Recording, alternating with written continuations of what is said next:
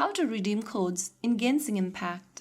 Hi everyone, welcome back to another video from Tech for Gamers. Today in this episode we will be learning how you can easily redeem your codes in Genshin Impact game. First of all, launch open the Genshin Impact game on your device. After opening up Genshin Impact, go ahead and tap on the Paimon icon at the top left corner. From the expanded menu that appears on the screen, tap on the gear button on the left. In the settings menu that appears on the screen, go ahead and tap on account on the left. Now click on the redeem now button right next to redeem code.